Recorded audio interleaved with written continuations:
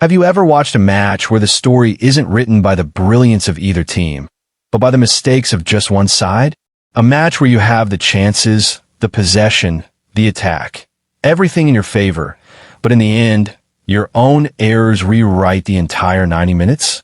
That is exactly what happened to Brazil, a team known in football history for skill, speed, and magical flair. Yet against Tunisia, Brazil looked like a shadow of themselves.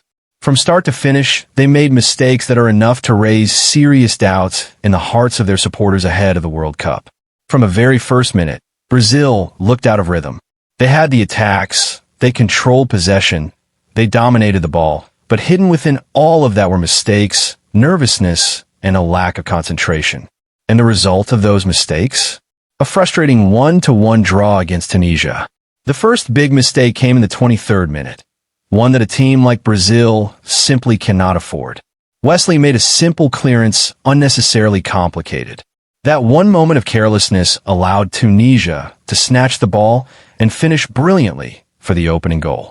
If you watch the replay, you'll see it wasn't a forced error. It was a lapse in focus. And that single mistake shows how costly such errors can be for Brazil.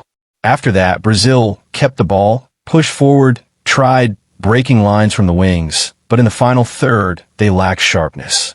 74% possession, 22 shots. On paper, it looks impressive. In reality, only 3 shots on target. Is that acceptable for a team preparing for the World Cup? Tunisia, on the other hand, had just 26% possession, but still produced 2 shots on target and scored once. The stats tell the story of who actually played effective football. Brazil's only moment of relief in the first half came in the 44th minute.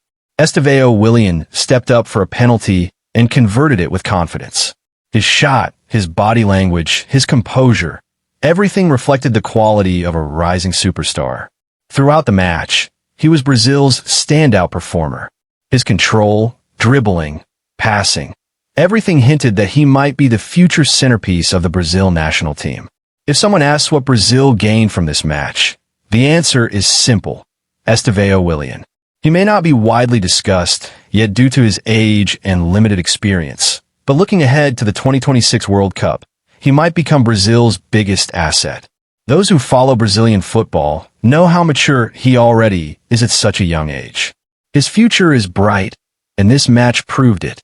If the story ended there, Brazilian fans might have left with some optimism. But then came the most frustrating moment of the match, a comical penalty miss in the 78th minute. Lucas Paqueta, expected to deliver in crucial moments, launched the ball so high it felt like he aimed from Mars. Fans may joke about it, but at the professional level, it's deeply disappointing. A practice shot, match pressure, responsibility, all wasted in one kick. And then there is the defense, full of questions. The right-back position was disastrous, and even the center-back pairing looked shaky. Only left-back Caio Henrique shone, solid in defense and effective in attack. His performance could be called the hidden gem of the match. In midfield, things were slightly better, but slightly good is not good enough for Brazil. With the World Cup approaching, a midfield that fails to impose itself will struggle against stronger teams. Rodrigo had an average match, but Brazil expects much more from him. His role was crucial, yet he couldn't fulfill it completely. Tactically, Brazil played a 4-2-2-2. While the formation looked attacking, it wasn't sharp enough to break Tunisia's low block. Tunisia defended in a 5-3-2 or sometimes 5-4-1, completely shutting down Brazil's creativity. They defended with discipline and struck on the counter when the chance came. Their plan was simple: defend deep and score if an opportunity appears. And they executed that plan perfectly in the 23rd minute. When Brazil struggles to break down the low block of a team like Tunisia, a bigger question arises: what will they do in the World Cup? Stronger sides will defend even better. When those teams take the lead, how will Brazil come back? This match showed Brazil is not ready for that challenge yet. In the end, the match was full of disappointment for Brazil. Holding 74% possession, taking 22 shots, but hitting the target only 3 times. This is not the identity of Brazilian football. The problem isn't creating chances. The problem is decision-making in the final third. And they got those decisions wrong over and over again. Tunisia, meanwhile, executed their plan perfectly. That's the real story of the match. At the end of the day, what did Brazil gain? Answer: practically nothing. Except for Estevao Willian's brilliance, there was nothing positive to take away.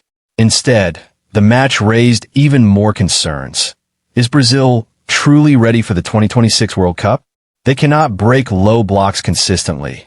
They crumble under pressure during crucial moments like penalties. Their defense makes repeated mistakes, and they fail to convert clear chances.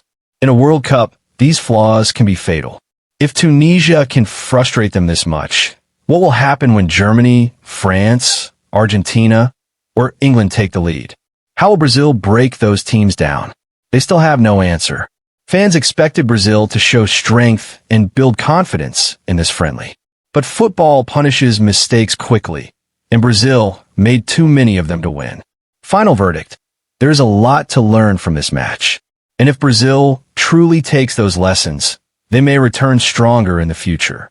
But for now, this match was simply a night of frustration filled with mistakes.